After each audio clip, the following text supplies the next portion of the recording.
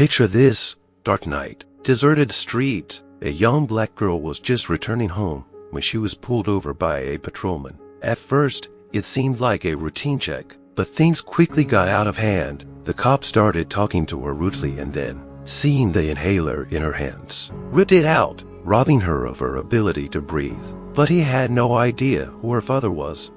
We understand how important this story is, and we know it will touch your heart. Please write your name and where you are watching this video in the comments. It helps us not only to get to know you better, but also to promote our channel. You are our support, and each and every one of you is incredibly important to us. Thank you for being with us, for helping to promote our channel, and for talking with us about what really matters. Enjoy the show.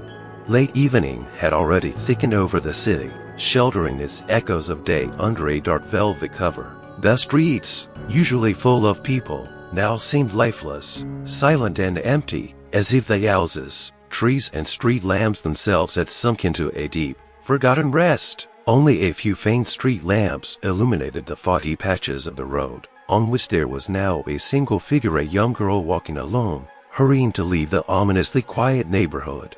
Her footsteps sounded louder than usual, as if the night itself was amplifying the echoes, giving her fragile gait a tinge of unease. The girl wrapped her arms around her shoulders, not so much from the cold as from the feeling that something was lurking in the stillness. Sometimes it seemed to her that the shadows around her were moving, as if they were watching her every move. The noise of the city was faintly audible in the distance, but here, on this street, the silence was utterly silent, so thick that she felt as if she could touch it.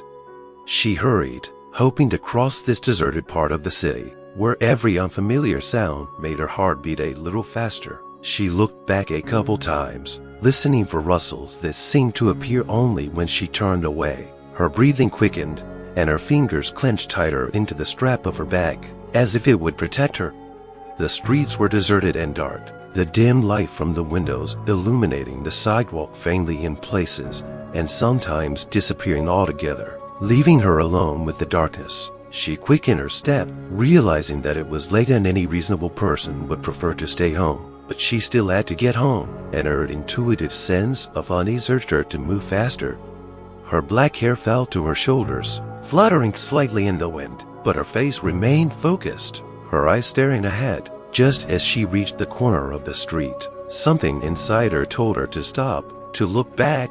She paused for a moment, as if listening to an inner voice, and looked up to the dark sky that loomed over her like a silent, unknowing judge. A police car drove by, and the girl retreated to the curb without giving it much thought. After all, she was used to police presence in the neighborhood where her family had always lived, but for some strange, unclear reason, this loneliness, this late hour, and the way the car drove slowly by made her a little uneasy. She continued on her way, hardly expecting that in a few moments everything around her would change. The moment that was supposed to end with silence and a safe return home would soon turn into a nightmare she would remember for a long time to come and perhaps not be able to forget. She quickened her stride, almost without looking, but that tension, like a hidden spring, continued to weigh on her. There was a frightening silence, and even the slight rustle of leaves rippling in the wind made her shudder. Suddenly, ahead, at the end of the empty street, she saw the faint glow of headlights slowly approaching her. The police car, moving with lazy persistence, stood out among the surrounding gloom. Its headlights, piercing the night, drew long streaks of light across the pavement, and the girl realized at once that the car was coming in her direction. She felt uneasy. It was just a police patrol, a common sight in this neighborhood, especially late at night. But there was something about the car, about its slow and steady approach, that made her feel strangely uneasy. The girl took a few more steps, waiting for the car to pass by, and tried not to give away her excitement. She turned away, trying to look calm and confident, but her heart was pounding louder than the sound of her footsteps on the empty road. She struggled to take her eyes away from the bright headlights, the light of which had become unbearable, seeming to illuminate not only her appearance, but every fear she had hidden inside. When the patrol car came closer, it suddenly slowed down, as if searching for a figure in the darkness. The girl instinctively tensed, her chest tightening with a bad feeling. A thought flashed into her head. What if they suspected something? But she dismissed it immediately. She hadn't done anything. She was just walking home. Nevertheless, her mind kept repeating the same thing. Don't stop. Don't show fear. But the police car finally pulled up beside her, and it was clear to her that they weren't going to pass her by. She felt a chill run down her spine, but she tried not to let her emotions show. The girl realized that she was trapped on this deserted street, alone, and with each passing moment, she felt the pressure of not only the surrounding silence, but also the piercing stare from behind the darkened car window. She frowned, seeing place, and suddenly this late evening seemed to her the darkest and most frightening moment of her life. The car stopped so abruptly that the sound of brakes cut through the silence of the night, making the girl instinctively flinch. Her footsteps were cut short when the door of the patrol car opened, and a tall man in uniform stepped out of the car. His movements were unhurried and emphatically imperious, as if he enjoying her confusion. Under his penetrating gaze, the girl felt small and defenseless, as if trapped without any chance of escape. He stepped forward, shining a bright flashlight on her, and the light cut into her eyes, making them squeeze shut. She looked away, but the policeman didn't remove the flashlight, continuing to glare at her, as if enjoying every second of her embarrassment and helplessness. Finally, withdrawing her hand to cover her face, the girl tried to take a step to the side, but his harsh voice stopped her where she stood. "Halt," he ordered coldly, without a shadow of sympathy or even basic courtesy. It was a voice that left no choice. It was imbued with insensitivity and arrogance. A heavy silence hung in the air, broken only by his even, icy tone. "What are you doing here so late? Is this place for the likes of you?" Her heart was racing, but she tried to keep her composure. She knew she would answer him, that she would explain that she was just going home. But there was a look in his eyes that said more than any words. No matter what she said, she was already guilty to him by the mere fact of her existence, by the mere fact of the color of her skin. She said quietly, "I'm just coming home, sir," but her voice seemed to be swallowed up by the emptiness of the night, as if even the words did not reach his mind, clouded with contempt and cruelty. The policeman took another step forward, closing the distance, and curled his lips in a subtle sneer. "You expect me to believe that, at this time, in this neighborhood, sounds like you're just looking for trouble." His words ounceed sarcasm and implicit threat, and she suddenly realized that to him she wasn't a person with a personal history and experiences, but merely a stereotype, a pattern he didn't try to see otherwise. She felt her own anger and pain mingle with hopelessness as she realized that her explanations meant nothing to him. In his eyes there was only ingrained prejudice and an endless certainty that his power justified any behavior. Every minute spent here was torture. She realized that she was powerless before this man, before this system that gave him the right to humiliate her. His gaze continued to bore into her, cold and merciless, as if his own power gave him pleasure, and he savored her every tense movement, every look of fear and humiliation. He moved even closer, squeezing the space around her, and she felt her own fear and helplessness constrict her with renewed force. The policeman, without removing the bright light of the lantern, slowly examined her from head to toe, as if trying to find something suspicious in her, some sign of guilt that would justify his stopping her. The girl was silent, her heart pounding with tension, and she tried not to show her fear, realizing that her every gesture and word might be misinterpreted. "You seem a little too nervous, you know," he said with disdain in his voice, as if making her fear an excuse for even more pressure. "People don't usually act like this, unless they have something to hide."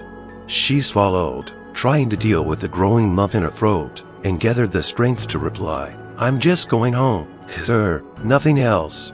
But his face, contorted with mockery, said it didn't want her explanation. He didn't want the truth. He had already decided for himself that she was suspicious simply because she was here, simply because she was different than perhaps the other residents of this neighborhood. His gaze was full of unceremonious distrust, prejudiced as the night itself, and the girl felt a wave of fear and despair sweep over her that was impossible to escape. "Your papers," he said sharply, as if her mere presence on this street gave him reason to question her legal right to simply be here. She gingerly reached for her bag, but every second of that movement felt heavy, as if, under his scrutiny, even the slightest action could be perceived as a threat. When she pulled out her papers, he snatched them from her with sudden abruptness, as if he saw suspicion in that simple gesture. Too, her hands trembled, but she tried to hold herself steady, trying to suppress her fear. He examined the documents lazily, then looked up at her coldly, clearly not about to let her go.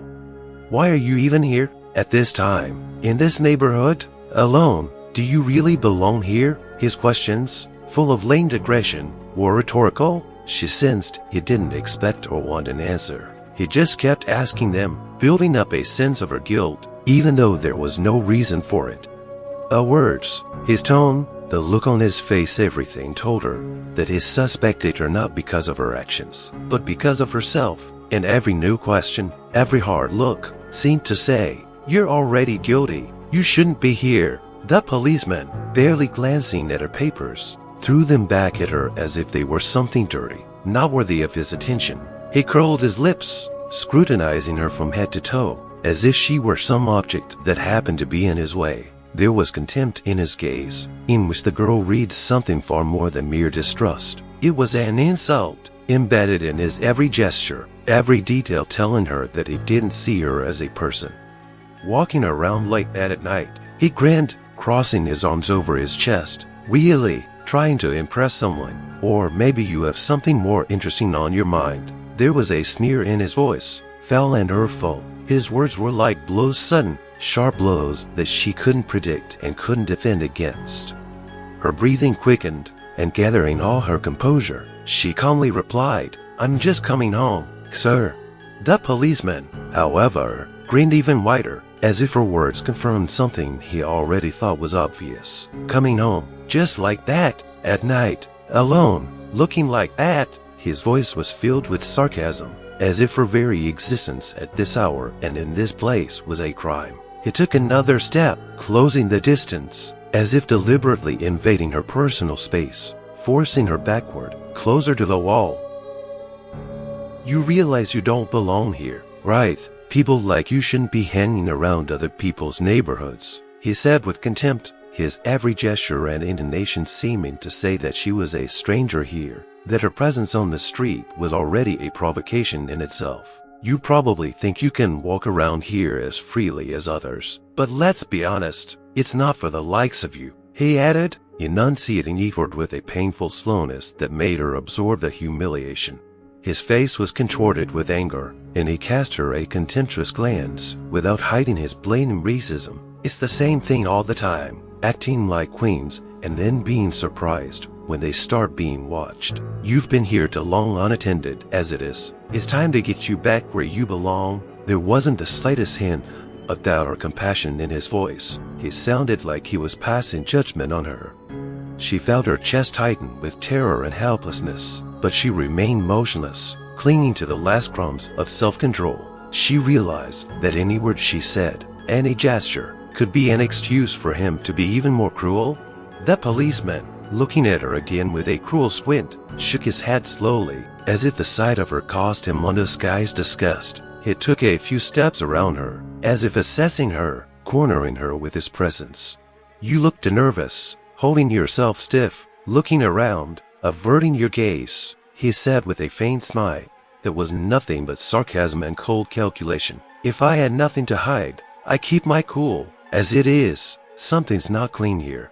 He leaned closer, as if about to say something intimate, confiding, but there was only malice in his voice. "Your big eyes, your trembling hands, you're obviously hiding something. And, you know, I've got a good nose for your kind." His voice got even lower and more menacing, as if he'd found a weakness, a clue that would allow him to make her a suspect, guilty before she could explain anything. She tensed, straightened, trying not to give away her fear, but he noticed her every gesture, every detail, and, like a predator, kept pressing, building up the tension. "You don't think I'm stupid enough to believe in your innocence, do you?" he pronounced mockingly. "People don't just hang around here for nothing, especially people like you. I guess you're afraid I'll find out the truth." He paused, savoring her silence. The girl felt her throat tighten with helplessness, and a lump of resentment and rage rose higher and higher, but she knew that any word in her defense would only make things worse. He wasn't looking for an answer. He wanted to see her fear, to feel that he was in complete control of the situation. The policeman straightened, crossed his arms over his chest, and added, squinting slightly, "You have no idea who you're messing with. Do you think you can walk around like this, looking defiant, and no one will ask questions?" His tone became even more sarcastic, and it was as if he was enjoying the fact that he could turn her very essence, her rights, her privacy, against her. Without waiting for her permission or even a hint of consent, the policeman roughly snatched the bag from her hands. His fingers, cold and hard, gripped her wrist with force, as if he were not just searching her, but trying to demonstrate his total power over her. The girl cried out in pain, but her protest was ignored. He jerked her aside, giving her no opportunity to intervene, and with obvious disdain began to go through her things. "I told you you were acting suspicious," he threw without looking up, pulling out her personal belongings and tossing them to the ground as if they had no value. Her purse, her keys, her phone, all of it flew out of her bag one by one, as if he were purposefully searching for something to justify his cruelty, his senseless humiliation. She tried to take a step toward her things, to at least gather them, but he sharply pushed her back. His hand squeezed her shoulder so hard that the girl felt a sharp pain shoot through her, making her freeze. His grip was unyielding, and she felt small, trapped like a bird in a cage. "Hold still," he gritted through his teeth, as if he were addressing not a human being, but a criminal caught red-handed. "You don't want me to think you're resisting arrest, do you?" Her eyes filled with tears, but she held them back, not wanting to give him satisfaction, not wanting to show him how much his humiliation hurt her. She tried to maintain at least a shadow of dignity, though every gesture, every mocking glance showed that her feelings meant nothing to him. To him, she was just an object, a thing, without rights, without a voice. He kept shaking out her bag, doing it deliberately roughly, ignoring her pleas and weak attempts to pull away. His fingers groped everything, every object, as if he were deliberately trying to humiliate her, to show her that his power over her was absolute, that her personal belongings, her boundaries, her dignity were nothing compared to his cruel will. Finally, he tucked the empty bag at her feet like unwanted trash and said coldly, "To clean for someone like you, but I'm sure you have something to hide." The policeman suddenly noticed a small inhaler that had fallen out of her bag and was lying on the pavement among other scattered things. The girl reached for it, realizing that this inhaler was her salvation, her ability to breathe normally in a moment of extreme stress and fear that her breathing might at any moment break down into a heavy, intermittent gasp. But the policeman stepped on the inhaler with swiftness and ferocity with his heavy boot, pinning it to the ground. "What do we have here? Hiding some stuff." His voice was cold and his gaze full of mockery as he bent down and picked up the inhaler with obvious contempt, as if it was something dirty, unworthy of his touch. The girl tried to explain again, her voice shaking. She pleaded, "Please, it's an inhaler. I need it to breathe. I'm sick."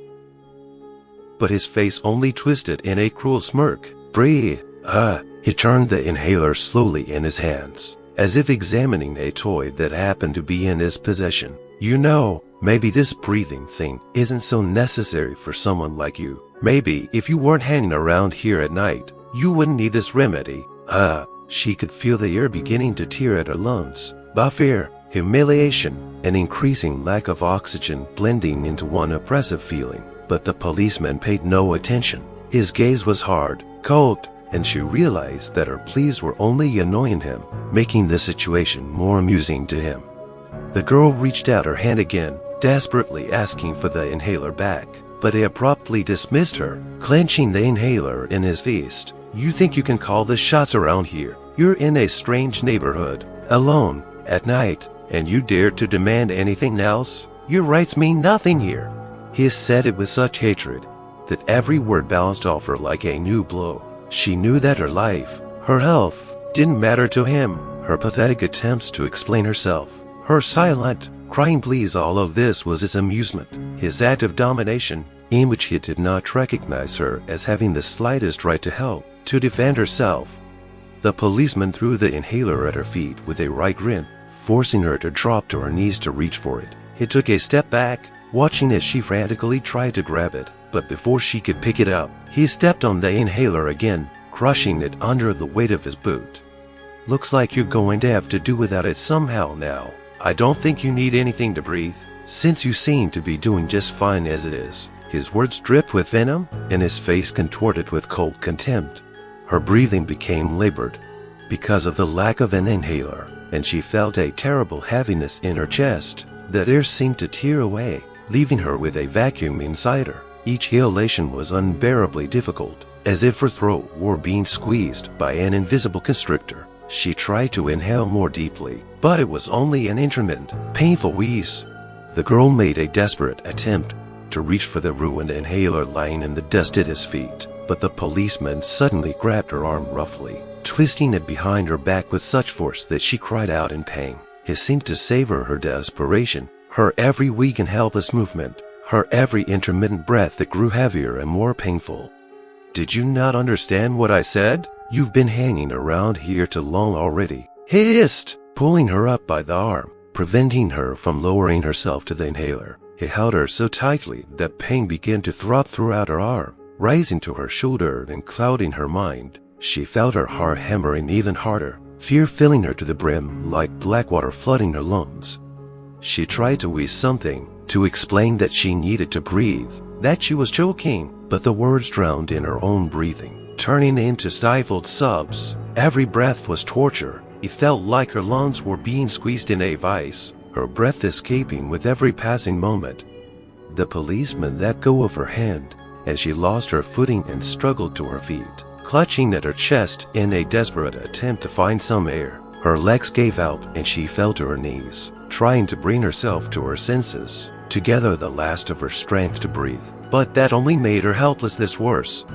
The policeman stood over her as if she were defeated prey, showing no compassion. He grinned, watching her attempts to regain her breath. "So this is what you look like on your knees, without your breathing toy," he mockingly mouthed, as if her desperate state was just a show for his amusement. The policeman looked down at her, and there was no compassion in his gaze, only cold, calculating pleasure. She was on her knees before him, struggling to get some air, her face contorted with pain and fear, but it only made him hotter. He seemed to savor her every attempt to rise, every intermittent, pitiful breath. "That's what people like you should look like," he said, grinning at her weakened face, "crawling around on your knees and wheezing like some kind of animal. It's funny, isn't it?" Her tear-filled eyes darted around for help, but there was no one around. Her breathing grew shallower with each passing moment, and she couldn't tell whether it was the physical pain of the lack of air or the icy contempt coming from this man that made her more afraid. "Did you think you could walk around quietly here, among normal people, in this neighborhood, among those who are 1,000 times better to you?" His words penetrated her mind like sharp blades, making her clench with humiliation and rage she couldn't spit out. The policeman leaned closer, his face coming dangerously close to hers, and he whispered contemptuously, "You will always stay on the same level. Do you understand? On the one I'm showing you right now, you are nothing here. Nothing. Just a shadow. Not even worthy of pity." She wanted to say something, to shout something, but her throat constricted with choking and resentment. She felt cornered, completely disarmed. However, savoring this moment, took a step back and, keeping his eyes on her, added with a chuckle, "You keep trying to pretend to be equal, trying to be like us, but you always end up back where you belong in the mud, on your knees." His words were scalding, humiliating, and despite her inner resistance, she was overwhelmed by helplessness before his power. The girl, feeling her breathing becoming more intermittent and weak with each passing moment, tried again to reach out to the policeman, her voice breaking into an almost whispered plea. "Please, give it back. I need the inhaler.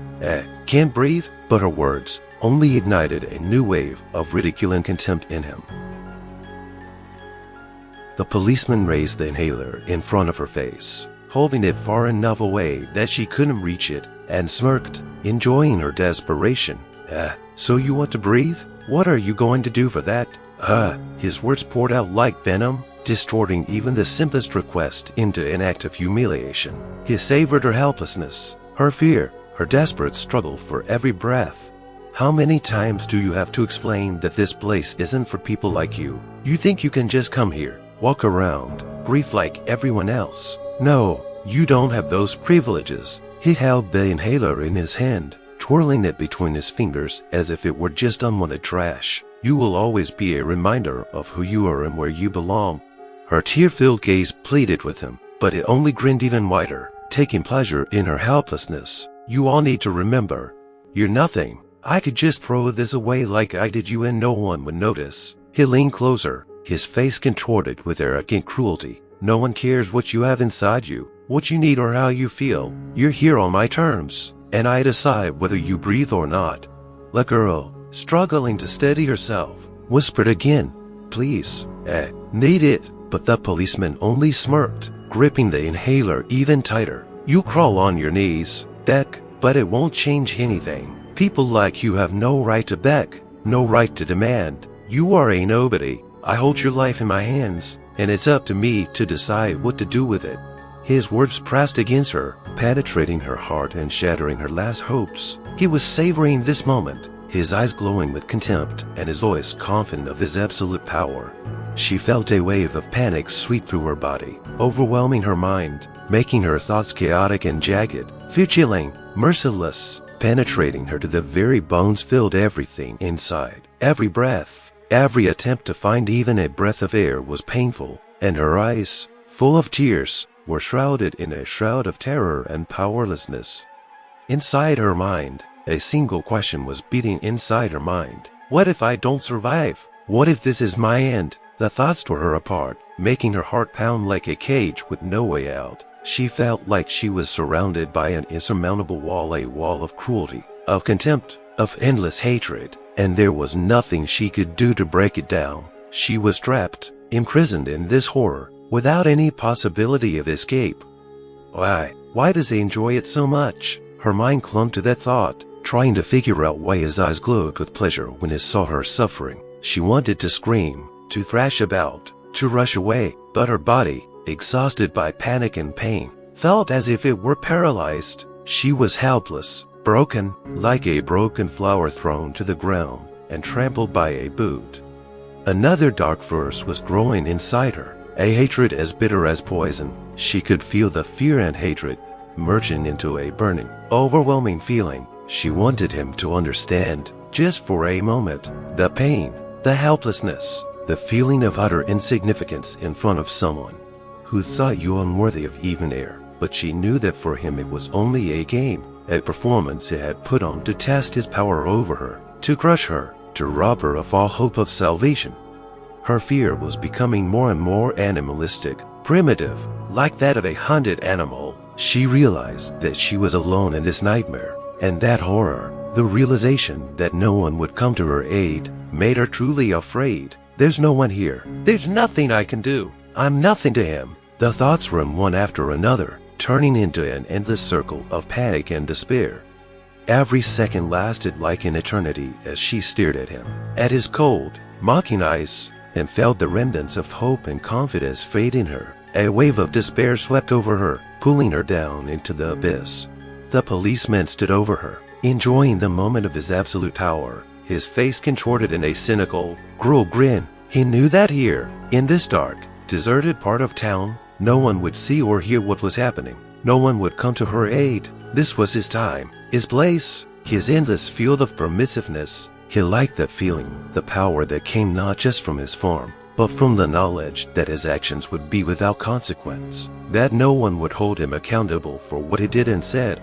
His movements became more and more daring and frankly humiliating. He leaned toward her, forcing her to look into his eyes, to see her fear, her helplessness. It wasn't enough for him to simply feel her pain. He wanted her to realize it fully, to see the utter indifference, the smug contempt in his eyes. "Did you think the law and the rules would protect you?" he hissed, his voice imbued with a dark, sarcastic sneer. "You mean nothing in this world. Everything you feel here, everything that happens to you, is just the result of your own insignificance." He knew he could afford anything. He could have stopped, But he didn't, because he liked the feeling of his complete superiority, of absolute control. The girl was nothing more than a pathetic toy for him to abuse with impunity. He liked to feel like the master of the situation, to see her desperate, pain-filled eyes, to see her hands trembling helplessly as she fought for every breath.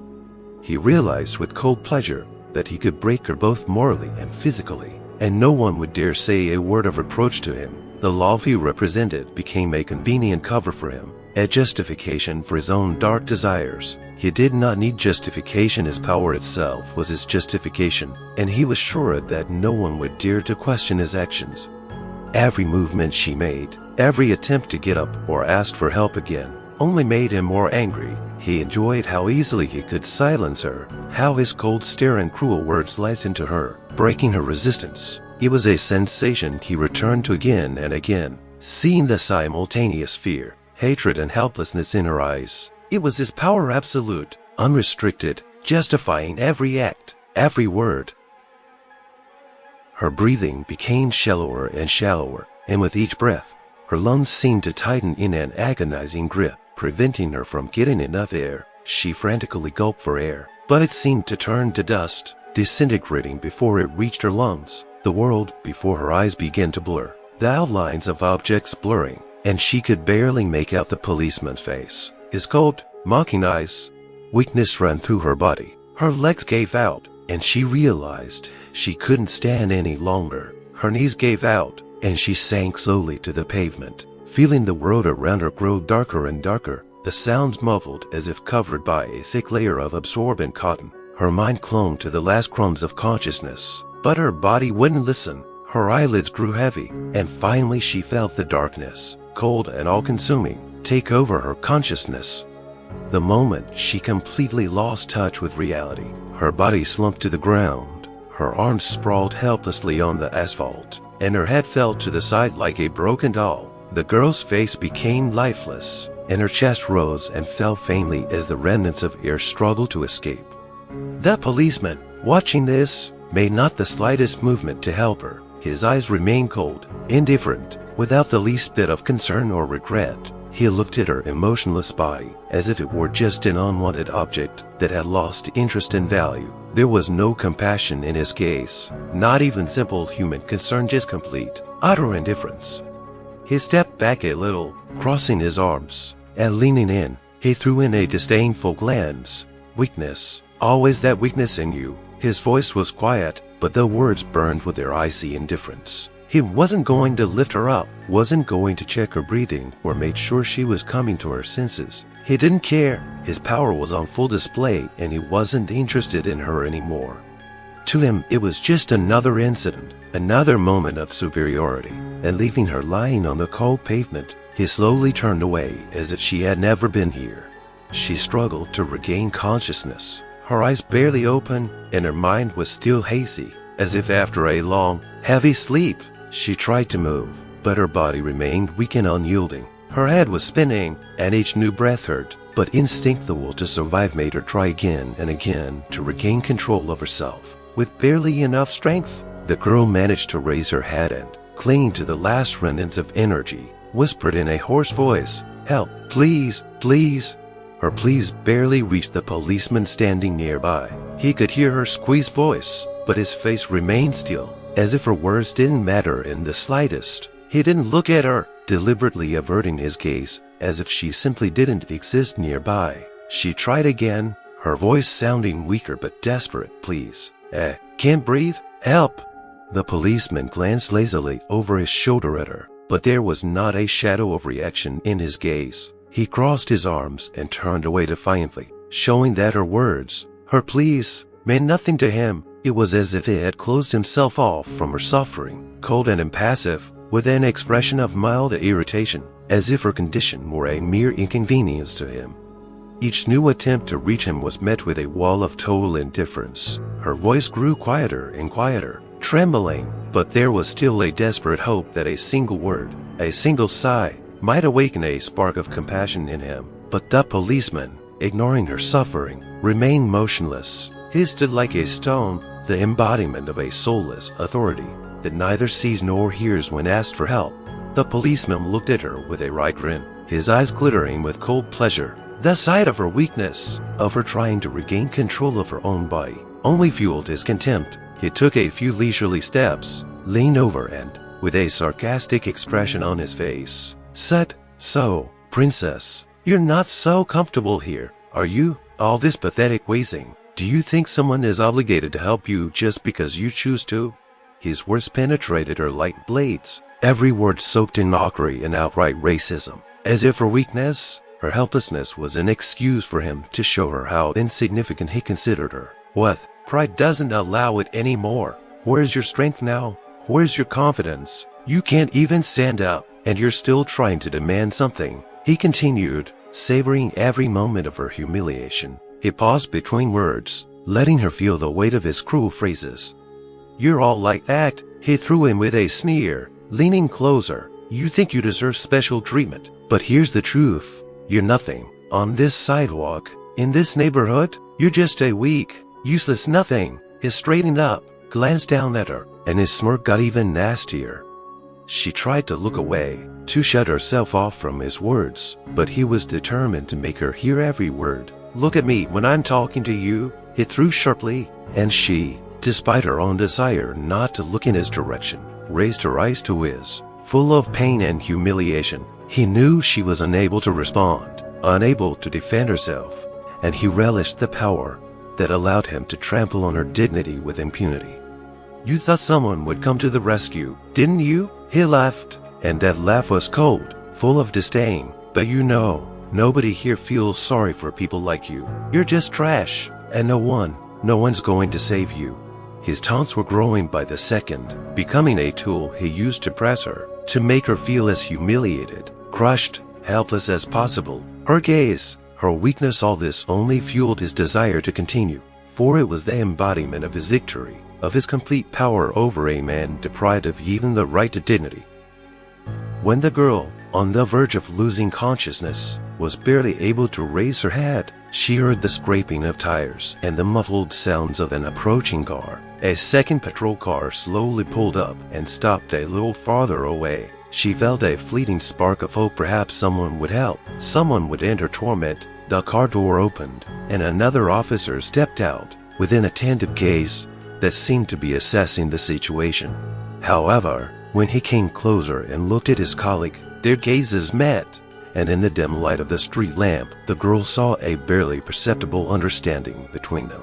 The second officers looked at her with an indifferent gaze, then turned away carelessly, as if what she had seen was an ordinary, mundane scene that did not require intervention. His face remained calm, impassive, without the slightest sign of concern or even interest. The policeman, who was already mocking her, nodded briefly to the new patrolman, as if to let him know that everything was under control. They exchanged a few words, too quiet for the girl to hear, and the second officers even grinned, casting another indifferent, appraising glance in her direction. To him, she was nothing more than a superfluous object on this street, whose suffering was of no interest or sympathy. No attempt to help, not a single word in her defense, just silence, soaked in indifference. The officers stood by, as if her existence were something insignificant, something to be ignored. The new patrolman even took a couple steps to the side to lean against his car, watching with lazy calm. His inaction spoke louder than words. Help wasn't coming. To them, this situation was just part of the job, mundane and devoid of any significance. The girl remembered her cell phone, which had fallen out of her bag and was lying nearby, a little to the side. The realization that she could call the only person who would definitely help her gave her a brief burst of energy. She slowly, trembling hands reached for the phone, hoping that the police wouldn't notice her actions or think them a futile endeavor. She fumbled for the phone, clutched it in the palm of her hand, and, barely breathing, dialed her father's number. Her hands were shaking, her breathing ragged, but she knew this was her last chance. The phone buzzed, and it seemed as if each beat took forever. Finally, a familiar, excited voice came from the other end. "Daddy, I need help." Her voice was barely audible, weak and scared, but she knew he would understand. Trying not to give away her panic, she tried to tell him what was happening, but that's when one of the police officers noticed her phone. He smirked as he stepped closer and said loudly, not hiding his contempt, "So, you decided to complain. You think that's going to help you? People like you don't get rescued here." She heard her father's breathing. On the other end of the wire grew tense and wary. He could hear every word, every insult in the voices of those policemen, and there was rage in his tone. The girl realized that her father was hearing these men arrogantly continue to humiliate her. Not knowing that he was a police captain, one of the police officers hurled another rude remark, full of racist innuendo, and added loudly enough to be heard over the phone, "Nobody here cares about your complaints. Okay, you're nobody here." There was silence on the other end of the line, but she sensed that her father understood the gravity of this situation. With each new word from the policeman, his anger grew, and she knew he was on his way to her to end this humiliation. After a few long minutes, the empty street was filled with the sharp sound of approaching sirens. The policeman, who had been standing over the girl with smug smiles, suddenly became wary, exchanging worried glances. They clearly hadn't expected one of their colleagues to be here so soon, especially with the sirens on, as if it were a call of special importance. One of them tensed, trying to figure out who might be needed at a place they thought was completely under their control. A car with bright blinkers stopped, and a tall man in a police captain's uniform stepped out quickly. His face was cold, his expression focused, but his eyes flashed with an anger, barely contained by years of work and self-control. He looked around the scene, and his gaze locked on the two policemen, whose faces suddenly lost all their confidence and insolent grin. They did not realize at once what was happening, but took a step back, looking at the captain with evident confusion. "Captain, we didn't know," one of them began, his voice sounding suddenly quiet and confused, as if he was only now realizing the gravity of the situation. They didn't know who this girl was, didn't suspect that her father would turn out to be the man who stood over them daily, who was now looking at them with cold fury. The captain, restraining his emotions, went to his daughter, who was still lying on the ground, struggling to breathe, and sat her down beside her, checking her condition. The police officers, meanwhile, frowsy, as if they had lost ground under their feet, realizing that their actions at this moment had gained a witness from whom they could not escape. As soon as the police realized who stood before them, their smugness instantly evaporated as if it had never existed. Their faces turned pale, and their haughty smiles were replaced by awkward, ingratiating expressions. They exchanged confused glances, and then took a step forward, trying to feign some sort of sympathy. Captain, we didn't realize. We were just doing our job," one of them began to say, his voice visibly shaking, and he carefully avoided a direct look. His tone was no longer contempt or arrogance now, but concern and fear. He looked back at his partner, as if seeking support, but the latter, also pale, was as stunned as he was. The second policeman, smiling strangely, took a step toward the captain and, bowing his head, squeezed out, "We were just trying to handle the situation. You see, we didn't realize it was your daughter. If we had known, of course, things would have been different." He spoke with fake concern, hoping the captain would take it as an attempt to smooth things over. The policemen exchanged quick glances, nervously adjusting their uniforms, but everything looked clumsy, especially against the background of their previous behavior. They tried to hide their actions behind a deliberately soft tone and fake apologies, but their words sounded insincere, and that only added to the tension. "She just struck us as suspicious. There was no malicious intent," the first one continued, his voice still sounding strained. Now their words sounded timid and humiliated, the complete opposite of their earlier aggressive statements. The captain, holding back a storm of emotion, walked over to his daughter and gently helped her up. His face was a mixture of concern and cold rage, barely controlled by the stern restraint he was accustomed to displaying on duty. He looked her over, checking her condition, and paused for a second to make sure she was all right. His eyes, full of hidden anger, flashed as he turned to the police officers. The officers, who only a moment ago had felt omnipotent, now seemed confused and petty. They looked at each other as if they could not believe their eyes, trying to realize how quickly the situation had changed. Their faces turned gray, tense, and their smugness and confidence vanished, leaving only panic and the realization that their actions were visible not only to their victim, but also to their superior.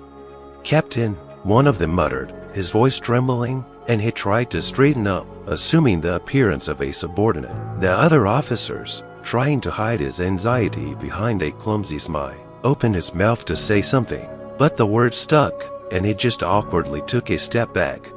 The captain glared at them, cold and piercing, and in that look the cops read everything: the realization that their behavior would have consequences, that none of their fake smiles or attempts to justify themselves would save them from what they had done. The captain rose, turning slowly toward the policeman, and his gaze was steely, uncompromising. There was no room for forgiveness in that gaze. He took a few steps toward them, and the policeman, as if feeling an icy wave, backed away, their faces losing the last traces of confidence. "Explain." His voice was even, but there was an underlying threat in every word. "What do you think happened here?" He didn't raise his voice, but his calm tone sounded stronger than any shout, breaking the silence of the night and penetrating the two officers standing before him. The first policeman, not knowing where to put his hands, tried to justify himself, but his words sounded awkward, unsure. "Captain, it was just a misunderstanding. She seemed suspicious to us. That's all. We were merely carrying out our duties." "Duties?" The captain stepped closer, and the policeman felt the words stick in his throat. The captain gave him a sharp look full of contempt. "Duty doesn't include humiliation. It doesn't include threats. Is this what you think a routine check is?" He emphasized each word, showing he knew the details. The second officer tried to intervene, his voice shaking with fear. "We didn't know it was your daughter, sir. It's just a standard check." The captain narrowed his eyes, and there was a flash of rage in his gaze. "You thought that since she was alone, since no one was watching, you could afford anything? You thought you could get away with it? Her requests, her condition, did you think that was part of the standard check too?"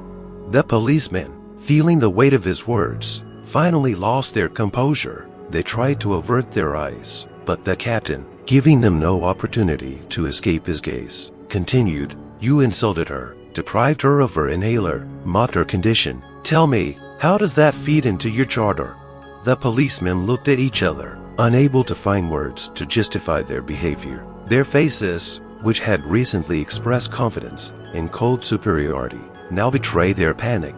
The captain stood there, gradually realizing the depth of what had happened. Every word, every fact that was revealed to him only increased his rage and bewilderment. He looked carefully at his daughter. Her face was pale. Her eyes were still filled with fear and humiliation. He tried to imagine what she had been through, and the thought burned him harder than any physical blow. As a man who had dedicated his life to the protection of law and order and justice, he would never have thought that his own subordinates would allow themselves to do such a thing. He felt both stunned and humiliated because, despite everything he knew about police work, this situation was personal to him. This was no longer a mere breach of duty. It was a profound abuse of power that his daughter had suffered.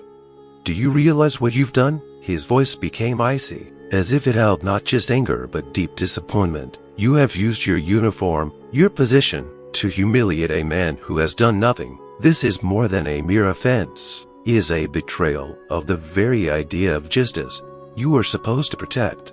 He felt a wave of rage rising in him, an urge to speak out, but he remained outwardly reserved, cold. There was pain in his gaze, the pain of realizing that such men wore the same uniform as he did and had the same power that he had always considered to be in the service of the people. "Every move you make, every word you say, is all but indefensible," he said quietly, but there was more menace in those words than in any shout. The captain realized that this was not just a random incident, it was a direct abuse built on bias and arrogance. His daughter, an ordinary person, had been targeted for abuse because they felt they had impunity and power. He knew it was now his duty not just to stand up for her rights, but to get justice so that no one else would experience the same. This situation turned out to be a personal tragedy for him because the abuse of power, which he had always tried to prevent, hit his family. The captain, Overcoming the emotions raging inside, took personal control of the case. He knew that a mere reprimand would not suffice. Strict and irrevocable measures were required. That very night, he drew up a report in which he recorded in detail all the violations committed by the officers: abuse of authority, abuse of power, discrimination, and violation of human rights. Each point was documented and supported by evidence, including camera footage, witness statements, and medical reports confirming the physical and psychological harm inflicted on his daughter. The captain's first step was to have both officers suspended during the investigation.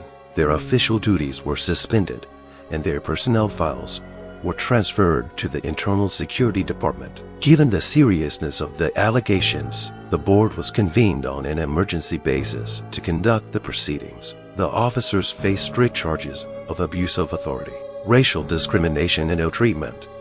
The investigation revealed that the officers had already been disciplined for inappropriate behavior on duty, and this case was the last straw. The commission, after reviewing the case files, ordered the officers' immediate dismissal with a ban on further law enforcement service. The captain insisted that the discrimination and abuse of authority cases be referred to the court for criminal proceedings.